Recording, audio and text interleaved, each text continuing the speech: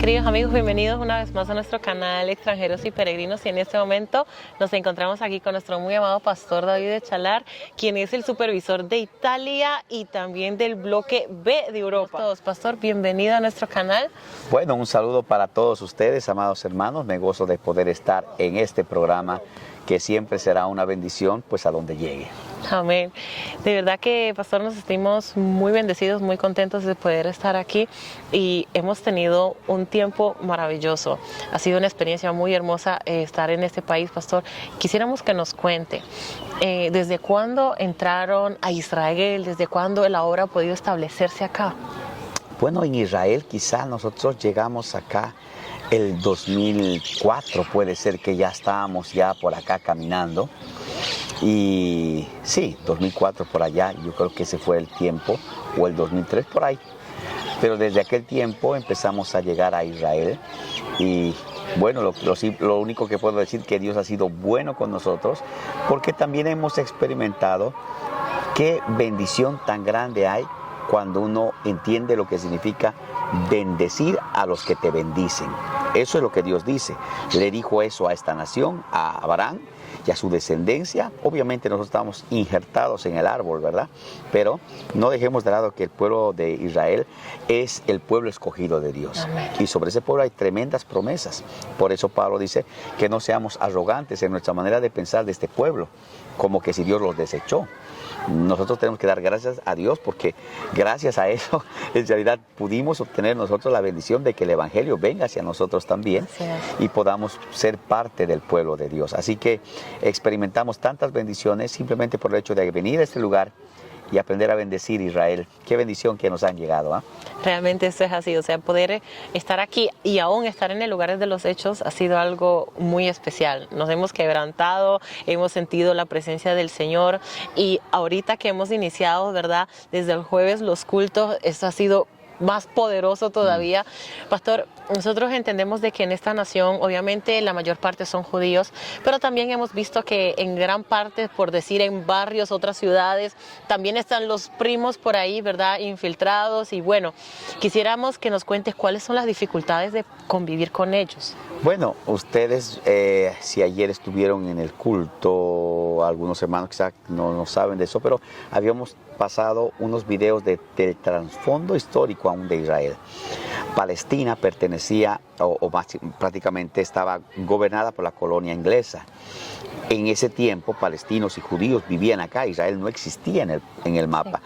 Los registros son interesantes porque había siempre como una buena armonía, llamémoslo así. Obviamente, los palestinos estaban en una tierra que no era de ellos, porque eso hay que decirlo también, la promesa fue para Israel. Estas tierras son de Israel por palabra de Dios. Bien, lo cierto es que cuando empieza lo que se llama la independencia de Israel, allá en mayo del 48, lo que sucede es increíble. Empezamos a ver una guerra. Este pueblo se convierte en un enemigo violento de Israel, porque no dejemos de lado que dejar a más de 1,5 millones de personas quizá sin saber a dónde van a ir ahora, están desterrados y demás. Sin algo propio, ¿no? Claro que sí. Ahora los palestinos resultan ser los extranjeros, cuando ellos se habían apoderado de algo que, por cierto, vuelvo y lo recalco, no era de ellos. Entonces ese conflicto hasta el día de hoy dura y es violento. Claro que hay zonas donde no podemos decir que todos los palestinos son iguales, porque hay gente dentro de ellos que son gente honrada, gente que trabaja con judíos. Los judíos a muchos de ellos los contratan también en sus empresas y fábricas, y los judíos también a ellos los atienden en el sector médico y en muchas otras áreas también humanitarias. El pueblo de Israel siempre está trabajando allá con ellos. Lo cierto es, pero que los gobernantes o los líderes que están al frente de Palestina, obviamente Palestina tampoco tiene un ejército, tiene grupos guerrilleros terroristas como Hamas, por ejemplo, ¿no? Que ellos se meten en lugares donde está, por ejemplo, pensemos que esta es una casa, ellos entran, se meten a la casa y desde ahí, boom, mandan misiles a Israel, y es obvio, Israel va y boom, los ataca y los bombardea, y lo que trae son desastres, porque lastimosamente también en esas batallas muere gente inocente. Qué triste. Es fuerte porque lo que hemos notado esa diferencia, ¿no? De cuando estamos en un lugar donde mayormente hay solo judíos, se nota la diferencia en el cambio, digamos, lo que he notado personalmente, como los judíos más limpio, más ordenado, aún un poquito más las estructuras también de las casas y todo se ven diferente, pero lo que más me impactó también es cómo aún en medio del desierto que pasamos, ¿verdad? Por el desierto de Judea, pasamos y aún así palmeras floreciendo, algo impactante, o sea. Sí, lo que hemos visto, y realmente es eso, ¿no? Los premios Nobel que se les da a Israel, que por cierto superan el 20% de todos los premios Nobel en unas estadísticas que superan el 11.000% de las probabilidades, es algo increíble, ¿no? Ver cómo esta gente ha tenido esa capacidad dada por Dios, porque es Dios quien da la sabiduría, y a través de eso, estos son los primeros que han trabajado con el agua de mar, le quitan la sal y lo vuelven potable. Sí. Esa misma agua que tomamos, después de que tomamos, o se usan en diferentes lugares, esa misma agua agarran, las vuelven a reciclar, ni siquiera se va, se pierde, la vuelven a reciclar y las vuelven a reutilizar, el 80% de todo lo que usamos del agua. O sea, estamos hablando de un país que tiene una capacidad impresionante de llevar agua al desierto y el sistema de goteo en el desierto, hacer florecer. Y obviamente no solamente esa es la ingeniería y la capacidad de una gente que ha sido bendecida por Dios, sino aquí notamos la mano de Dios. Un desierto florecer es algo increíble. Usted camina por el desierto y se encuentra con tremendos jardines, se encuentra con tremendos, llamaríamos así cualquiera que está en el desierto, parece un oasis, ¿no? Pero realmente son reales, son verdaderas y la fruta acá es extraordinariamente deliciosa. Eso sí, eso hemos probado, hemos estado comprando por aquí y probando las ciertas delicias que se ha podido y de verdad que hemos quedado impactados y muy felices de poder palpar esto de cerca, porque una cosa es leer las historias bíblicas y una cosa es estar allí y ver. Claro, cuando se estaba dividiendo, por ejemplo, en las Naciones Unidas, cuando se estaba tomando la decisión de que Israel sea una nación, se le daba a Israel toda la parte desértica, ¿no? La parte de valle, toda la parte buena, estaba con los palestinos en esa división que hubo. Pero increíblemente Israel, bueno, aparte que hemos visto el conflicto y todo lo que ocasionó todo eso, que Israel reclame con contundencia su tierra y se establezca, pues el desierto literalmente está floreciendo, como lo dice la palabra del Señor. Poderoso. Pastor, cuéntenos de cómo ha sido el establecer una obra cristiana aquí, una obra cristiana pentecostal, porque entendemos que también cuando uno dice, que somos cristianos, ellos como que de una vez se van al catolicismo, a los católicos romanos y tantas cosas, ¿verdad?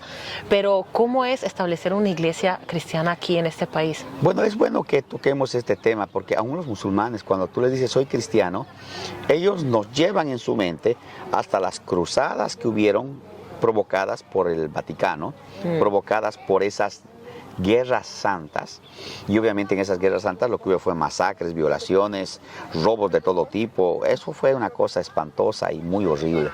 Entonces cuando usted habla con un musulmán, ellos nos ven como criminales. Usted habla con un judío y ellos nos ven a nosotros como esos que aprobamos que en cierta manera haya el holocausto. Recordemos que en mucho de eso estaba metida la Iglesia Católica allá cuando estaba trabajando este sistema de la máquina de muerte de lo que fue Hitler. Sí. El Papa que en ese tiempo estaba literalmente apoyando todo lo que se estaba dando. Y aunque querramos dibujar cuantas cosas en el mundo, la historia es la historia. Y entonces la gente cuando nos ve así, es difícil, obviamente en el contexto de entrar, oye, soy cristiano, ya de uno, ¿no? Te ponen la barrera y ¿qué es esto? Y demás, porque recordemos que a los judíos también los mataban por el hecho de que, dijeron los católicos, estos fueron los que mataron a Jesús, así que hay que matarlos. Entonces, es obvio, hermanos, que nos encontramos con heridas muy profundas de hace mucho tiempo atrás, pero yo creo que la iglesia en este tiempo tiene una gran bendición. ¿Cuál es? Es que nosotros somos la sal de la tierra y la luz del mundo. Amén. Y si nosotros hacemos ver esa luz, Nosotros simplemente con nuestro testimonio, aquí no venimos a atacarlos, venimos a predicarles, venimos a mostrarles el amor de Dios, venimos a mostrarles a un Dios maravilloso que mandó a su Hijo y se encarnó en la tierra para que todo aquel que en él crea no se pierda, mas tenga vida eterna. Amén. Esa es nuestra misión. Y es por eso que Pablo dice, yo me hice judío con los judíos, como viviendo en la ley pero sin ley. Porque él tuvo que hacer eso por rescatar a alguno de ellos. Y él habla en la carta a los romanos diciendo, dando buen testimonio de estos judíos religiosos, que en cierta manera son gente que, él hablaría en palabras quizá más modernas, no son gente perversa, son gente que sí, tienen respeto, tienen valores, pero todavía no se ha iluminado esa parte en ellos que es el conocer a Jesucristo, a Yeshua, a Mashiach. Esa es la palabra que usamos en hebreo, ¿no? Entonces, necesitamos realmente llegar a este pueblo y entender también su cultura, entenderlos a ellos, hermana. Creo que esto es muy importante para mucha gente, sí, porque a veces la gente piensa que tú puedes predicar allá en Perú, en Bolivia y demás, te paras en el parque y predicas y gloria a Dios y bueno, algunos se convierten por allá, a veces hacen campañas tremendas, se cierran calles. Estuve una vez en Ecuador, un hermanito me invitó, me dijo, pastor, quisiera que haga una campañita aquí en mi casa. Ay, ya, yo dije, es un culto de hogar. El hermano agarró, bloqueó las dos calles de su casa, la calle literalmente cerrada, acá cerrada, ya consiguieron bancos, todo eso se llenó de gente, toda la cuadra estaba allá. Eso fue increíble. Santo. Haga eso, acá le mete bala. Se lo creo. Aquí no funciona así, no puede pararse usted acá y hablarles así. Tiene que buscar una estrategia y ese es el contexto, ¿no? Por eso Pablo habla de eso. Dice, a los judíos me hice como judío para ganármelos a ellos. Con los griegos lo mismo. Y esto no para atender la idea de que estaban estos, o sea, Pablo era un mundano que pues adoraba a sus dioses o sus cosas. No. Se adaptó. Se adaptó y buscó la manera de llegar a ellos. Estupendo.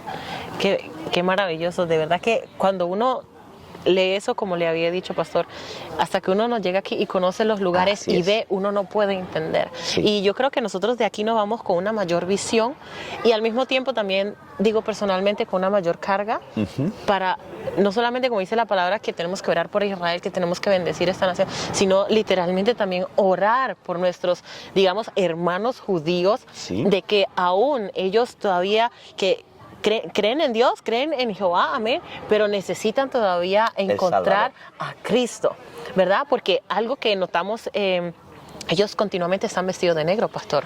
Por el luto que traen, porque ellos obviamente reconocen que están de luto porque no tienen el templo.